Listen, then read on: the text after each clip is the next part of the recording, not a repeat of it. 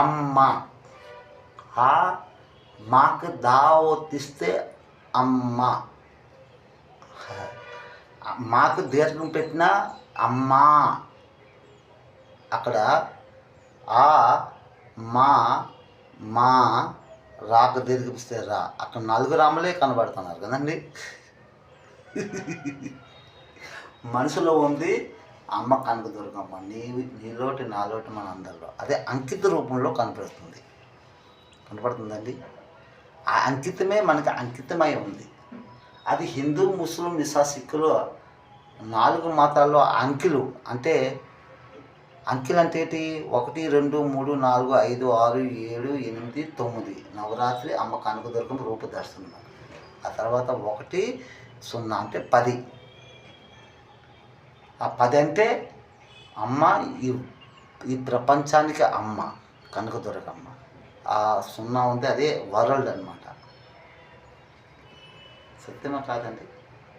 ఆ ఎక్కిలు అంటే ఆ పైసలు మనకు లేకపోతే మనం ఎందుకు పని చేయము. మనం ఏ పూజలు చేయలేము, ఈ పాటలు చేయలేము. పైసలు డబ్బులు ఉంటాయి కదండి.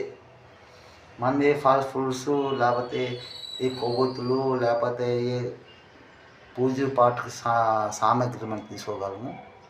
అవునా కదండి? ఇది కమాల్ మాటలు. హిందూ, ముస్లిం, సిక్కులలో ఆ అంకెలు లేకపోతే వాళ్ళకి అభివృద్ధి ఉంటుందండి. మరి ఇది హిందూ నుంచి వచ్చింది. క్రైస్తవులో ఉన్నదా అలాగా? నవరాత్రి అమ్మ కనకదుర్గమ్మ అంటే అదేంటి కల్పితం దుర్గమ్మ అలాగా పతిము ఆ మూర్తి అలా పెట్టుండడానికని రకరకాలుగా ఆ యేసుక్రీస్తు భక్తులు అంటుంటారు, భేదం చేస్తుంటారు. ఇప్పుడు మారుమోసం వెళ్ళిన క్రైస్తవులు అయిన వాళ్ళే ఎక్కువ చేస్తారు. అంటే డబ్బులు తీసుకొని వెళ్ళారు కదా, మళ్ళీ అంకితం తీసుకుని వెళ్ళారు అక్కడికి. ముస్లిమ్స్ కూడా దాంట్లో అంతే.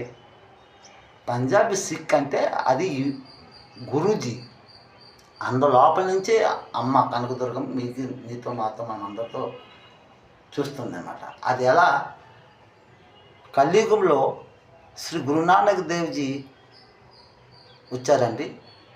ఇటు సైడ్ వెళ్ళిన అతను ఆ గురూజీ గారు చమత్కారం అయ్యేది.